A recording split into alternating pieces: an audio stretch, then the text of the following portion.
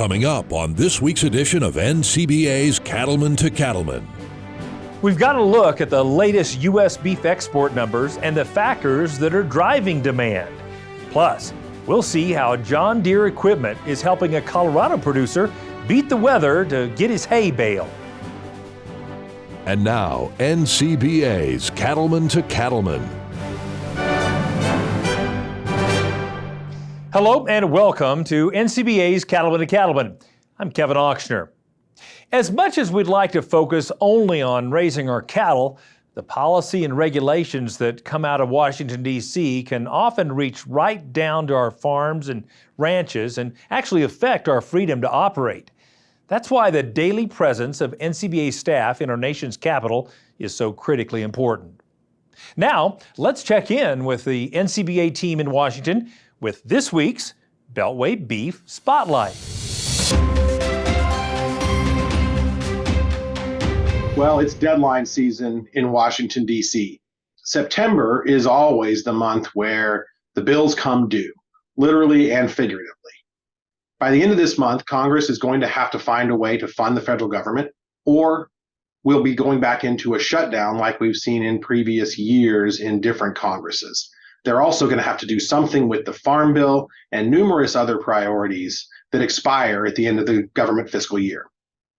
This is one of those times, especially amongst tight margins in both the House and Senate and high tensions on Capitol Hill, where opportunists look for opportunities to ram their priorities into these last-minute packages that otherwise wouldn't be able to stand on their own merit.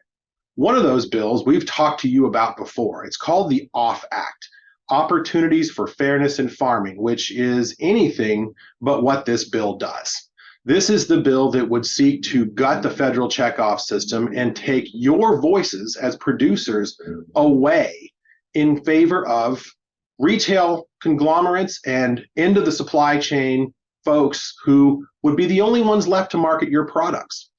The animal rights community has made this a top priority because they are leaning on those retailers to tell American consumers that your product isn't the one they should be choosing. This battle is critical to make sure that agricultural producers maintain their ability to promote their own products, and the beef industry chief among them. We need your help to make sure Congress understands what's at stake in this fight. The OFF Act has been introduced as an amendment to the Agriculture Appropriations Bill in the United States Senate by Mike Lee of Utah, a Republican who is bound and determined to destroy the federal checkoff system, and he's working with Cory Booker, a vegan senator from New Jersey. Please use the link at the bottom of your screen to contact your members of Congress and your U.S. senators and tell them you're opposed to the OFF Act and you want them to fight to maintain your voice in promoting the product you work hard to raise. We'll keep fighting in Washington, and we'll keep you posted on progress as this issue progresses. Thank you. Now, if you want to stay up to date on all the key issues and events coming out of Washington, D.C., you need to become a member of NCBA. It's easy to do. Just call 866-233-3872 or visit the website ncba.org. Be sure to use the code C2C for a special membership offer for our viewers. Despite some headwinds, U.S. beef exports set new records for both volume and value in 2022. But how are things shaping up so far this year? Here's a closer look at the latest numbers. In the first 7 months of 2023, the trend for U.S. beef exports is below last year's record levels. From January to July, U.S. beef exports totaled just over 772,000 metric tons, down 11% from last year's record pace. The value of U.S. beef sales to foreign markets is also down, tracking at 19% below last year's record, totaling just over $5.8 billion. Even so, the value of U.S. beef exports equals just over $395 per head, and more than 14% of U.S. beef produced is destined for foreign markets. And joining us now is Troy Appelhans with Cattle Facts. Troy, as we just heard, exports are not reaching the record highs we experienced last year. What are some of the headwinds causing that? Obviously, price component of the beef here domestically, Kevin, is somewhat of a hindrance. We look at our three biggest trading partners, Japan, South Korea, and China, and they're down all three of them here year to date. We're projecting total exports to be down anywhere from 8 to 10% this year, and imports to be up about 5%. So price is a little bit of a big component of the export market right now. In addition to that, you've got Australia and New Zealand who have gone through herd expansion, and they've got bigger supplies at a cheaper price at the present time. That makes sense. Obviously, weaning time is about upon us, and I've seen some pretty incredible prices, some of these summer video sales. What are your projections as we head into the fall? Cow-calf producers need to hit a home run, Kevin. And, you know, as we look at this business cyclically, you get about 2 out of 10 years to kind of hit a home run, and the rest of the time you're trying to hit singles and doubles. And we do really feel like that the cow-calf producer in particular is going to be in the driver's seat. They've gained some leverage, certainly due to the numbers being down in total beef cow numbers. Obviously, a lot of those 5-weight steer calves on the summer videos have been bringing in the $3 range. And when you look at the total futures complex in general, the feeder cattle futures are implying that feeder cattle are worth $250 out there this fall. So when you combine that with calf prices and you look at the normal spread, that 550-pound steers are typically 10 to 12% premium, that certainly would suggest that we'll have very decent support around $275 for 550-pound steers out there for a U.S. average this fall. Pretty impressive price levels. Let's talk cattle feeders. Clearly, they too have gained some leverage against the packer. Having said that, they're trading some of that away, buying these higher price replacements. What's your projections there? They've done a really, really good job up to this point, Kevin, in terms of not buying cattle, betting on the come so much. They've been profitable year to date. You know, the cost of gain relief is going to be something that's really significant to cattle feeders going forward as well. At some point, the numbers are going to get tight enough where they are going to have to bet on the come a little bit. Their margins are going to get a little bit tighter, but so far so good for the cattle feeding segment. And let's talk about the feed element of this equation. Some farmers experienced some dry weather and were concerned at times throughout the Midwest throughout the summer. What are you hearing in terms of crop projections and what that may mean to corn costs? You know, this has been a really kind of a different year with regards to the corn crop. We've got 94.1 million acres that have been planted, according to USDA. And the crop condition index would certainly say that we're in the bottom third as we look at the data over the past 30, 40 years. It has been dry, but it also has not been hot in the Corn Belt region. And so that in and of itself, we feel like it's all up to yield at this point, right? And the data projections at this point would say a mid-170s yield for the overall crop, which would still put us in that 14 to 15% stocks to use area, which would suggest that corn around that $5 area for a fourth quarter average would be kind of the range that we would be in. Probably good news for many of us in the cattle industry, for sure. Absolutely. One last question. As you've indicated, we are experiencing some higher, in some cases significantly higher cattle prices. I'm curious, how long might these prices sustain themselves? And secondly, what do you think that means in terms of timing of cow herd expansion? It's an interesting question, Kevin. We've looked at the data going back to the early 1800s and these cattle cycles that occur every 10 to 12 years. As I mentioned, you get about 2 out of 10 to hit a home run. That's one of CattleFax's real struggles right now with regards to our market projections going forward as to how long this will last. We're trying to gauge the expansion. That in and of itself, as we look at it right now, it may be a slower, more methodical type of an expansion, certainly than the last one that we had in 2014. And that may be Mother Nature forced. It's certainly dry in a lot of major cow-calf areas, particularly in the southern plains presently. And we're not seeing expansion occur to a big degree at this point, whether you're looking at heifers as a percent of cattle on feed, heifers as a percent of total fed slaughter, those types of things. We're just not seeing the expansion occur at this point. So when we do start taking the heifers out of the mix to use as replacements, that tightens the numbers up even tighter. And we're projecting that these cattle prices will last and be pretty high out there into 2026 at this point. And it's kind of one of those things where we've got to really keep an eye on that, because I'll remind folks that the last cattle cycle that we had in 2014, We averaged 280 on those calves in the fourth quarter of 2014, and 2 short years later, they were worth less than half their value, selling in the 130s. I don't think that we're going to go through that to that degree at this point. Clearly reason to make certain we're managing our risk, right? Absolutely. Can't negate managing risk always. Well, thanks again for your insights, Troy. We really appreciate that. Thank you for having me. CattleFacts provides producers with the tools they need to make profitable decisions. If you're looking for beef industry research, information, and analysis, then visit the website cattlefacts.com. Still to come on Cattlemen to Cattlemen, you'll see how John Deere equipment helps a Colorado producer with the challenges he faces while baling hay. Just about time for your weather watch this week. In this episode, we're going to be chatting about El Nino and kind of where we're headed for the winter months in terms of temperatures, precip, and snowfall. We'll see you in just a bit. Join the National Cattlemen's Beef Association. NCBA is the oldest and largest national cattle industry organization working to defend your interests in Washington, D.C. And there are big benefits to being a member. You'll get news you can use in the National Cattlemen, email updates in the NCBA Beef Bulletin, plus big discounts only for NCBA members. Join by calling 866-233-3872 or online at ncba.org.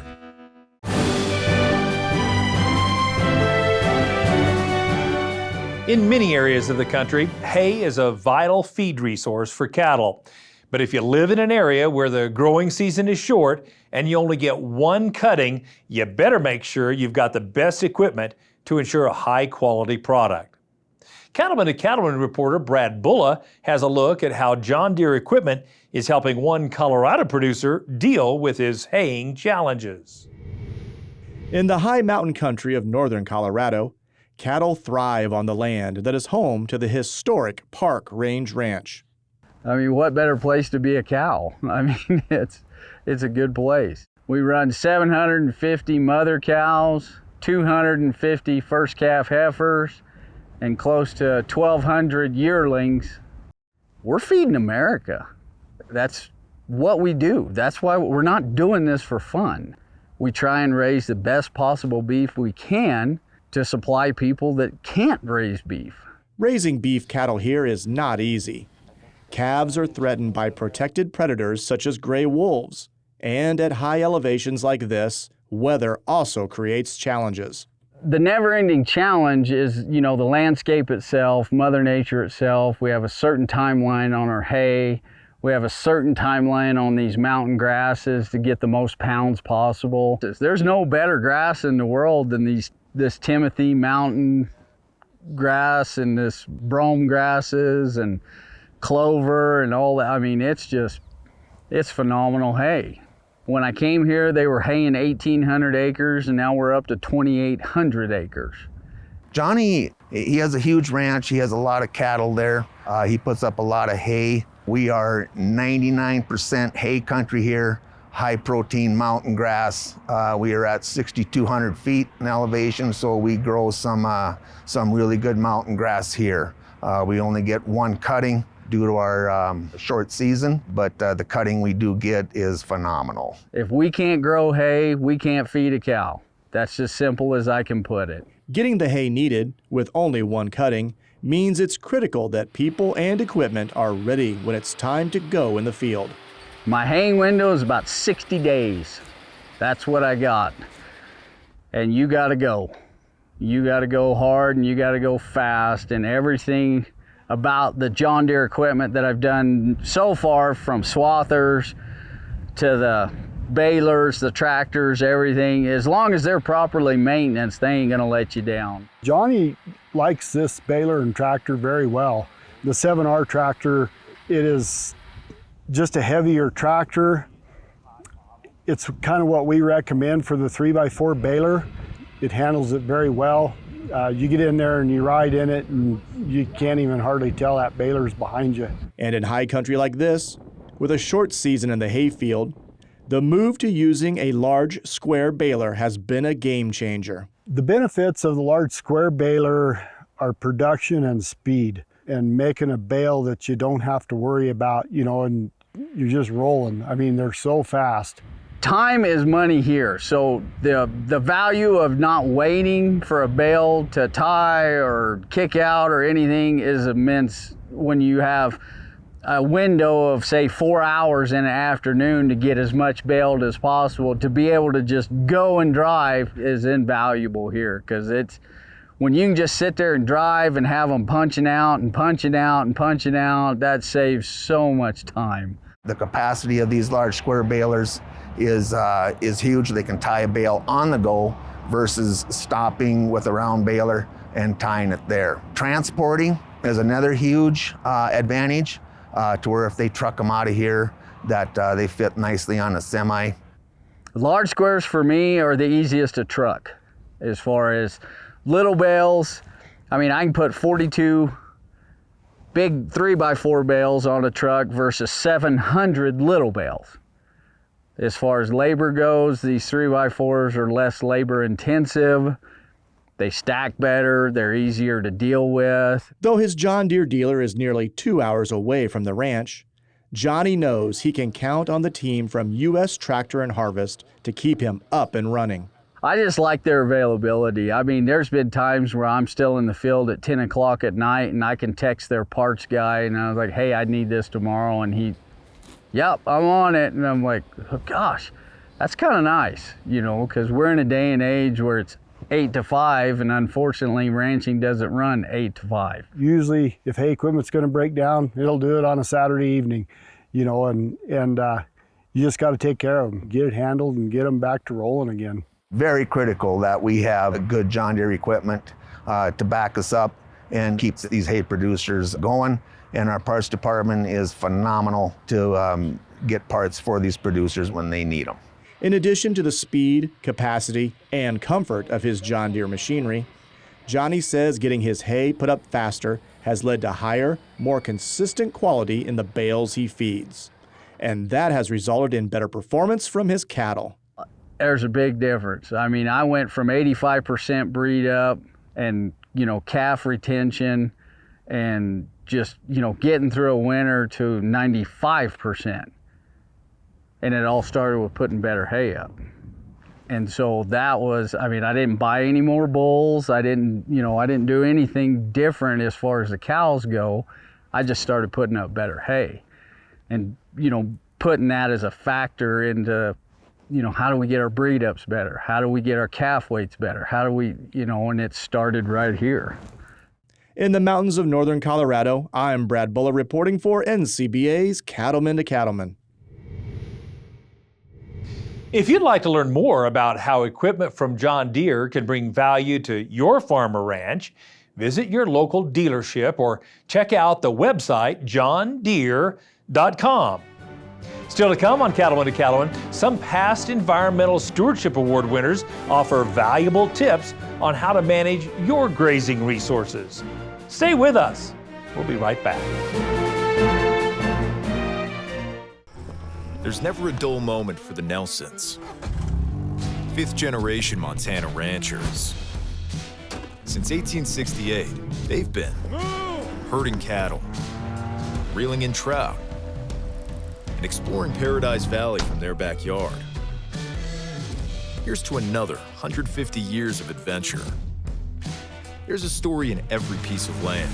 Run with us on a John Deere Gator XUV and start telling yours. Join the National Cattlemen's Beef Association. There are big benefits to being a member. You'll get industry news in the National Cattlemen, email updates in the NCBA Beef Bulletin, plus discounts just for NCBA members. Join by calling 866-233-3872 or online at ncba.org. Time now for Weather Watch, brought to you by Ag Risk Advisors and WSR Insurance. It's time now for that Weather Watch. Let's get to it. Matt Makin's here. Hope you're doing well. We're going to be chatting about El Nino. It's a big topic and a lot revolving around El Nino as we go forward in time. So in this case, what does it mean for the winter? You're going to read more about this in your Fall Directions magazine as it comes into your mailboxes. But here's a breakdown of what happens with El Nino during weak El Ninos and strong ones. Big time differences between where the hottest temperatures are and the coldest areas. And again, that's all El Nino. But no El Ninos are alike. The stronger ones, you get a result like that, and the weaker ones, you would get a result like that. Very warm for Canada and the northern U.S. with a strong El Nino in place. Precipitation, there are some differences here as well, especially in western Canada, but across the southern tier of the U.S., from a weak El Nino to a strong one, we kind of bring down that precipitation. We cut down that surplus. The areas are roughly the same that are wetter or drier than normal, but it's how much wetter. That's kind of the difference between a weak El Nino and a super strong one. Where are we likely headed this time? In some of the past weather watches, we've chatted about some similar years. So I combine those, and during similar years, Canada and the northern U.S., very warm, warmer than average. And then the southern tier states is cooler than average. Precip, dry in western Canada, across most of the northern states, around the Great Lakes, and then moisture from California all the way to the southeast and right up that eastern seaboard. That's with events very similar to the one that we're about to go through, or at least as data tells us so far. What about snowfall? If you look at the North America map here, this is the average snowfall every season. But what does this mean with this incoming El Nino? A lot of areas end up with lower snowfall totals, like the Pacific Northwest. That's one of the biggest impact areas. And then we have more likely areas to see increased snowfall across the southern states. Let's zoom these maps in for you. And again, looking at the U.S. here, and we've got, this is our average snowfall, but with an incoming El Nino, you start to tip the scales toward a snowier season down to the south, into Colorado, Nebraska, parts of Kansas as well, and then you bring down that snowfall, so less snowy versus the average across the northern states. And that's what's coming in with El Nino, very likely. More updates on that to come. That's this week's Weather Watch. We'll see you next time. Weather Watch is brought to you by Ag Risk Advisors, with you no matter the weather. And by WSR Insurance, providing insurance solutions for more than a century. Visit their websites for more details. Cattle producers face all kinds of challenges when it comes to protecting the environment, but they all have a common goal: leaving the land better than they found it. But to advance the sustainability of the beef industry, we need collaboration, education, and the sharing of best practices. Cattlemen to Cattlemen reporter Brian Baxter has more on how industry stakeholders are coming together to improve the sustainability of U.S. beef. The members of the U.S. Roundtable for Sustainable Beef, known as USRSB, held their 2023 General Assembly in Boise, Idaho. Nearly 200 people gathered for the annual meeting, which brings together all sectors of the U.S. beef supply chain, from the ranch to the beef consumer. The U.S. Roundtable for Sustainable Beef is an absolutely excellent organization that is truly a round table. In other words, we have people from every sector of the beef value chain involved. It's really pretty exciting because producers are a tremendous part of this organization, but we also have retailers and packers, processors, feed yard owners and operators, and then also civil society. We figured to involve them in the conversation is the way to make sure that we're on the right track and able to meet what their concerns are. The USRSB General Assembly is a great opportunity, one, to engage, to understand where the industry is going, but we are a true roundtable. So you get to hear from all sectors of the industry of where they're going, what they're wanting to do, what are those goals and actions, and how we work together up and down that value chain. The Assembly is a great opportunity for producers to engage, to understand where they're going, at the same time be able to share where they are in this process of sustainability. In the last 8 years, as producers, we've seen this conversation about sustainability and environmental awareness become state of the art. It is the leading question of our industry at this time in our period. And I think the U.S. Roundtable and its sister organizations and state affiliates have proven that they're there fighting for us, making sure that our message gets out, that positive message about the beef that we produce and the ways we go about producing it, caring for the land, caring for the communities. There's no bigger issue right now than this one, and their engagement is essential. Their voices must be heard. Working together, USRSB members have set goals for improvement in areas such as greenhouse gas emissions, the use of land and water, animal health, and worker safety. The group welcomes anyone who has an interest in ensuring the sustainability of U.S. beef. So the retail sector, we are the key interface with customers regarding beef. So we're able to bring that perspective in terms of what we're hearing from our customers to the entire sector. We're also able to bring what we're hearing from our investors, from the NGO partners that we have, and we're able to share what we're hearing, how we're interacting with the entire sector as well. What we're interested in as part of the Nature Conservancy is also very much in line with what the producers want. We want folks to have a grazing management plan. We want them to be concerned about water and carbon and all of those things that people think are traditional environmental issues, and that's very true. But if we don't have those ranchers out on the landscape, then we don't have grass for all of the species that we care about. So it's super important that we keep those ranchers on the landscape. So from that perspective, we have a ton in common. I'd like to continue on the work that's been done so far and keep it going in a positive way. Maybe right now we've made some goals, we got some great ambitions. Now the practical side of things is to get things done. And so we got to make sure that we continue the process forward, but we do it in a practical way that's good for the entire beef supply chain. In addition to updates on research results and on the progress being made toward achieving beef sustainability goals, the General Assembly also included a tour with the members visiting a feedlot as well as the J.R. Simplot French fry processing plant. The tours I've been on with the General Assembly, they provide a lot of insight on segments of the cattle industry that most people don't have the opportunity to see.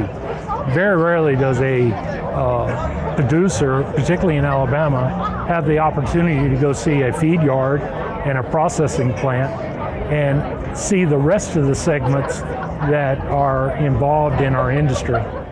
Producers involved with USRSB say achieving sustainability goals is important to meeting consumer demand. However, for the cow-calf sector, meeting those goals can be achieved with simple steps, such as implementing a grazing management plan and getting certified through the Beef Quality Assurance Program. We can take this step to be a part of the solution and the positive narrative on sustainable beef production. So getting BQA certified, and then taking that next step and writing down a grazing management plan. I mean, if you do those two things as a producer, you're 90% there as far as what the U.S. Roundtable has identified as positive contributions you can make towards sustainable beef production. Reporting from Idaho, I'm Brian Baxter for NCBA's Cattlemen to Cattlemen. You can follow the work of the U.S. Roundtable for Sustainable Beef at their website, that's usrsb.org. And be sure to check out beefresearch.org for the latest updates on the sustainability efforts NCBA is undertaking as a contractor to the Beef Checkoff. Good grass management plays a pivotal role in the success of a farm or ranch, and a few small changes to how you graze your pastures can have a big impact on your bottom line. Cattlemen to Cattlemen reporter Matt Fleck has a look at how a couple of national winners of the Environmental Stewardship Award managed their grass resources. Gary and Sue Price put their 77-acre ranch in Texas together piece by piece over 4 decades.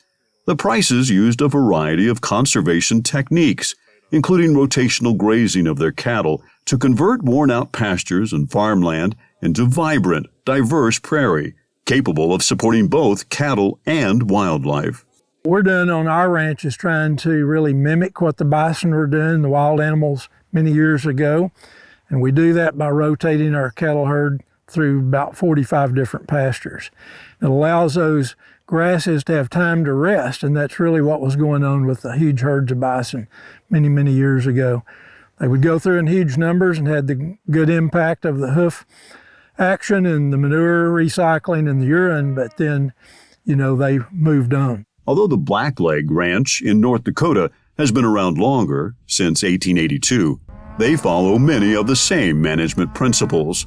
The Doan family pays close attention to soil health and rotational grazing helps generate greater forage production while limiting erosion and reducing costs. When we got into it, and I started very slow. I just took one big pasture and divided it twice, and then I observed it. I'm like, wow, this looks like it made a difference.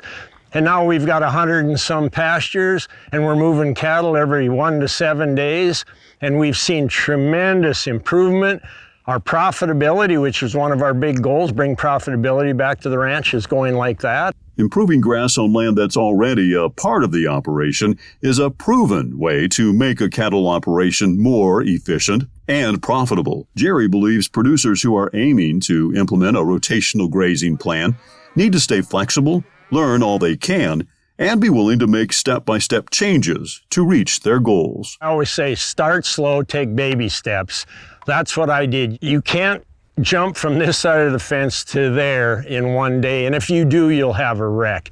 First off, your mind isn't in the right place. Half the battle in holistic management or grazing management is getting your mind different. Great-granddad did it that way, grandpa did it that way, dad did it that way, and by God, I'll do it that way. That's all fine and good, but you've got to get your mind right. So start slow, ask for help, and then see where it goes for you. An effective grazing plan requires detailed record keeping about the history and condition of pastures. This information helps guide producers in making informed decisions regarding grazing strategies, pasture improvements, and resource allocation. Well, you need to have a plan, and you need to keep good records of when you've been in those pastures and how quick you've made the rotations, and all that's going to vary depending on all of the circumstances with the weather that not only you have, but what are the predictions going forward? What are you going to be doing 6 weeks from now? What are the grass productions going to look like in those pastures as you go forward? Experienced ranchers like Gary and Jerry also learned to build drought management provisions into their grazing plan so they can quickly adapt to changing forage conditions. With that, you've always got to have a drought management plan of when you're going to be destocking and how you're going to do that, what class of cattle you would destock first. You know, we been through 2 really extreme drought years. That changed everything. But in our case, our grazing management built resilience into the grassland. We were able to get through those without selling one cow like a lot of people. At some point, even the best management, you're going to have some problems. But you will build resilience in that get you through some of those years, and that's a big benefit to us. Keeping a close eye on the height and health of the grass in each pasture is critical, and done correctly, rotational grazing improves the quality and diversity of the grass available to cattle. In turn, these nationally recognized cattle producers know firsthand that cattle act as a valuable tool for soil and grass improvements. If you take the cattle off the land, you will desertify the land, and we'll all starve to death. I don't think the land would be healthier without grazing at all, right the opposite. We've put some exclosures on the ranch in partnership with NRCS. They've been out now about 11 years. In the exclosures, that grass is actually dying because it lacks the hoof action, it lacks the nutrient recycling that goes on with the manure and the urine, all of that. So it's very, very important, you know, the impact of grazing has on the land. The experience of these two ranchers in vastly different regions of the country demonstrates that a well-designed grazing plan leads to more forage and a healthier landscape. And that creates the opportunity for a more profitable cattle business that's sustainable across generations. I'm Matt Fleck for NCBA's Cattlemen to Cattlemen. The National Cattlemen's Beef Association offers lots of ways to learn about new production and management techniques that can help improve your grazing practices. To find out more about all the great educational programs available, visit ncba.org and click on the Producers tab at the top of the page. Still to come, we'll take a look at the findings from the 2022 National Beef Quality Audit and explain the value of this data to cattle producers. That story and more when we return. CattleCon 24 is marching onward to Orlando, January 31st to February 2nd, 2024. Have your say in the future of the industry, network with fellow producers, or connect with friendly faces.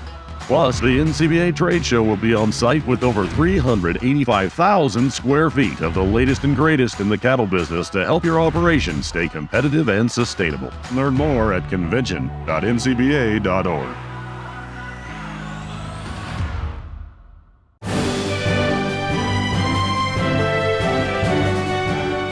Producing a quality product is essential to the long-term success of the beef industry. Quality drives consumer satisfaction, which puts more money into producers' pockets. But how do we know we're making the right decisions as an industry to continue delivering the best beef product possible? Cattlemen and Cattlemen reporter Kate Maher has a look at the National Beef Quality Audit and what its findings mean to the industry. Every 5 years, the National Beef Quality Audit brings together a wide range of beef industry stakeholders for a research and data collection effort. Funded by the Beef Checkoff, the NBQA provides an assessment of the state of the beef industry, identifies current challenges, and acknowledges what progress has been made in the effort to improve beef quality. The benefit of the National Beef Quality Audit is we have a snapshot in time every 5 years that the industry can see where it's moving, what it's making gains, and where it needs to continue to make improvements. The National Beef Quality Audit is an amazing resource for the industry. I think what it really does is it brings the whole supply chain together so we can understand needs, challenges, wants, and expectations across the supply chain. It is really important to understand what are the problems with the product that we're manufacturing before we can go upstream and try and figure out precautionary measures that we can implement to prevent those problems from existing in the first place. Every time we make a change that eliminates or reduces the frequency of one of those problems, we elevate consumer demand because the next consumer that buys that product is now going to have a more desirable experience with the product rather than a negative experience with the product. Based on individual interviews with stakeholders from across the beef industry, as well as research conducted in processing plants, the findings from the latest NBQA indicate that the U.S. beef industry continues to provide a high-quality product to consumers. One of the great things from this beef quality audit is more cattle are grading prime and choice than ever before. If we go back in time and look at the results of these beef quality audits, the way that we've improved the quality grade of these cattle has been unbelievable. We wouldn't have expected it years ago, but we've been able to do so much through genetic selection, knowing that carcass traits are highly heritable traits, and we can select for them and we manage cattle better than ever before. And the result is really high grading cattle, and we've got a lot of them today. We're producing a product that consumers want. We know that it continues to be at the highest prices, but the fact that we reached an all-time high of prime and choice is amazing, and I think that's something that we should really be excited about. I think one of the things that we can celebrate is the beef image is really good. So consumers see beef as a high-quality product. They trust cattle producers, and I think that's something that we can capitalize on.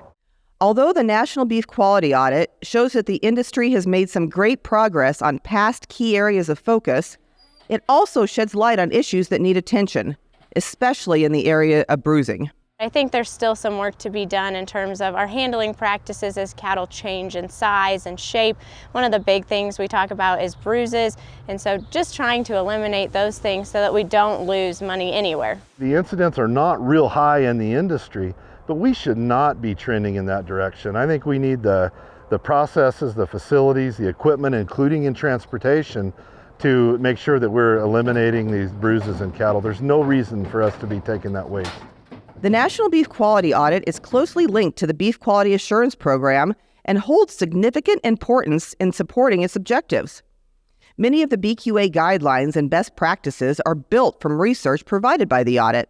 Educational programs are based off the National Beef Quality Audit because now you have actual data that you can use when you're training people that are cattle producers.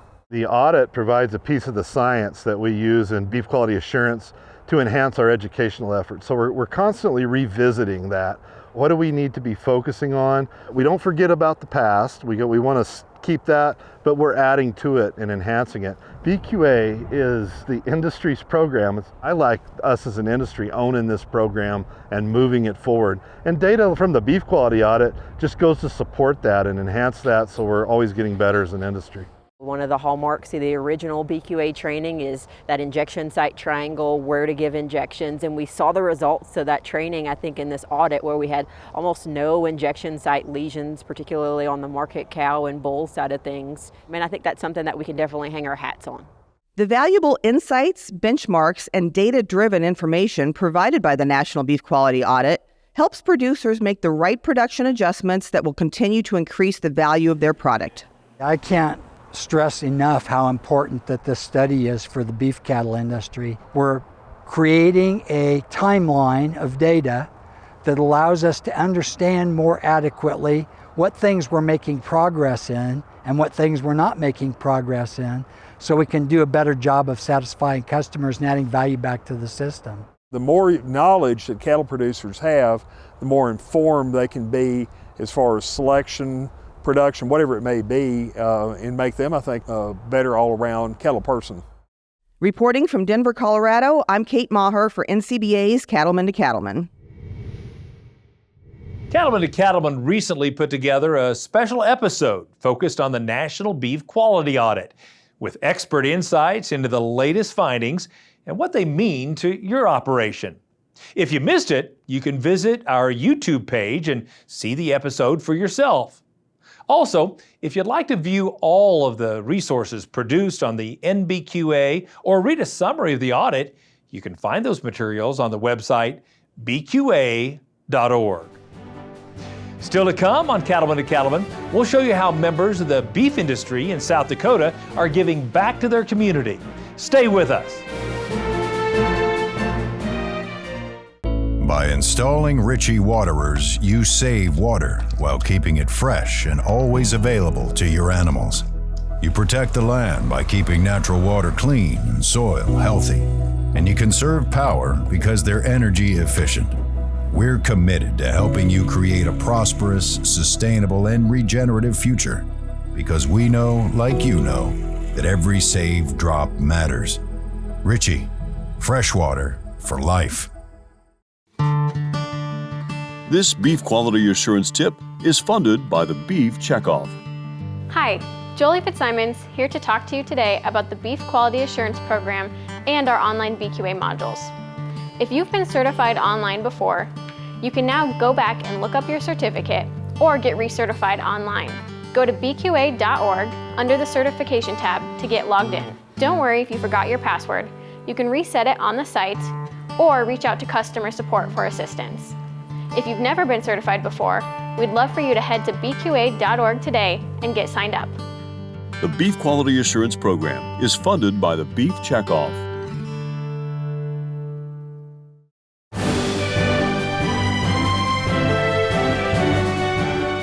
Welcome back. On Cattlemen to Cattlemen, we love highlighting the good work being done by cattle producers in and around their communities. Brian Baxter has more on a great event put on by the South Dakota Cattlemen's Foundation to help provide high-quality protein to those in need of nutrition.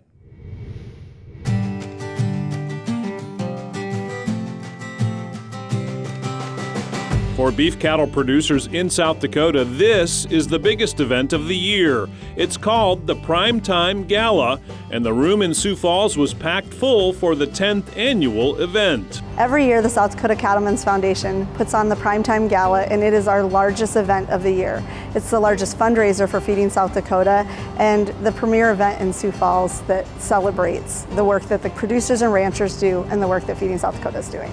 I think the reason the partnership has been so successful is producers really bought in very early and often, because the product that they work so hard to produce and they know the benefits of is exactly the product that Feeding South Dakota was in need of. And so it was such a good fit. It's awesome to be here in Sioux Falls, South Dakota again to witness one of the premier events all across the country. The Primetime Gala has grown from an idea 11 years ago to now something that is given away in excess of 1.5 million pounds of beef to those that are food challenged. Feeding South Dakota is the state's largest food bank, serving all 66 counties statewide. Too often, one of the gaps in the food that Feeding South Dakota supplies to those in need is beef. That's where the partnership with the South Dakota Cattlemen's Foundation has made a huge difference. Proteins like beef are not always donated to us, and so as a food bank, partnerships with people like Cattlemen's Foundation allows us to get protein-rich beef into boxes to help families in need in South Dakota. This is a program that actually looks for a solution, tries to put some beef on the plates of people that don't have the opportunity to buy some really high quality protein that they need. Well, I think as far as the community cause goes, you know, when you talk about food deserts, all those kinds of things, I think one of the things that falls out of that equation first is beef, high quality protein. And so I think it's important to get high quality protein on the plates of folks that really do need it in areas that are underserved in the nutrition department. I think what most of the producers in South Dakota are the most proud of in this project is that the food bank has turned that $2 million into nearly 1.5 million pounds of beef for the consumption from people who really need it the most. Over the past 10 years, the Primetime Gala has become more than a fundraising event for cattle producers to attend. It includes a great steak, a live auction, and a chance for producers and the community to connect and build relationships. So what we do is we provide the steak for the banquet tonight. It's cattlemen feeding cattlemen. And then one of the major needs that we've discovered through this journey is that protein is lacking on the food donation side. And the donation that the Gala and the Cattlemen's Foundation provides is used 100% to buy beef. It's become such a fun time to introduce people outside of our industry to producers. And then when they get to the event, they get served the best ribeye steak imaginable. They really love participating in the auction that happens that night. There's thousands of dollars worth of auction items. And then of course, we tap it off with a great night of country music. So the community that's come together has really contributed to the success of the event. Then the neat part is the general public gets to come for our concert, and we take the proceeds that we make out of that concert and the proceeds that we make out of the gala, and that's what we give for our donation. So for somebody attending the Alabama concert, what better way to help contribute to your community than to get to take in a concert and then have that money go towards providing beef to those that need it so desperately. Growing up in the beef industry, being a producer my whole life, it's like, I call it prom for the beef industry. We're all here, we get to see customers, neighbors, friends haven't seen, since last year or maybe years before. And the fact that we're able to be a part of the event and help with the donation is just another blessing. And for the 10th year, the Primetime Gala achieved its primary mission of delivering an evening of great fun and the fundraising needed to keep beef in the mix for those served by Feeding South Dakota. Everybody wondering where we're at? How's the check? $342,000.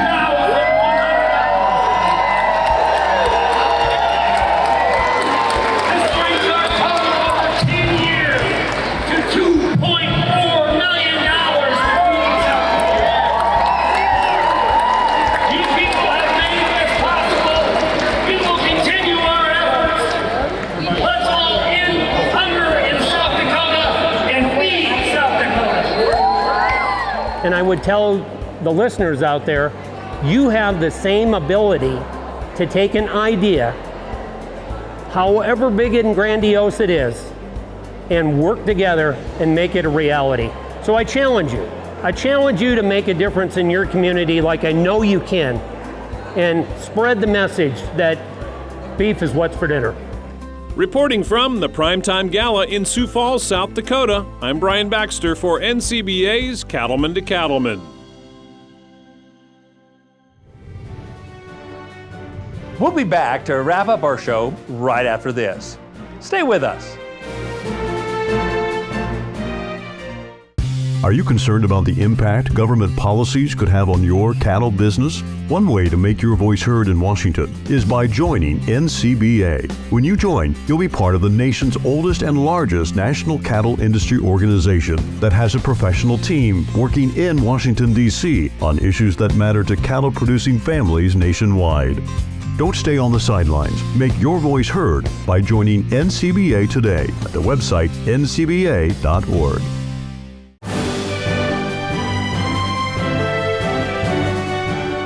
Welcome back. Each year, thousands of cattlemen and women from all around the country come together for the premier event of the beef industry. It's CattleCon, and it's not too early to start making plans to attend on January 31st through February 2nd, 2024 in Orlando, Florida. Registration is now open, and you can get all the details at the website convention.ncba.org. We're wrapping up this week's show with legacy photos. These are shots submitted by our viewers of daily life on the farm or ranch. Let's have a look.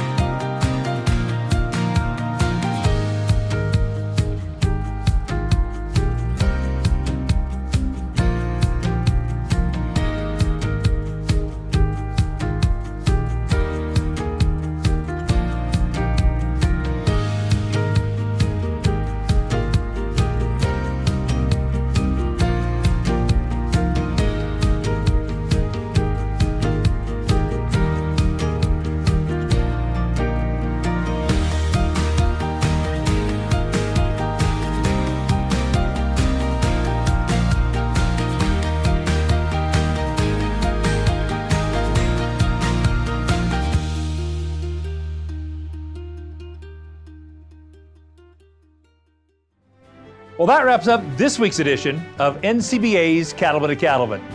Thanks so much for watching. We'll see you again next week right here on RFD TV.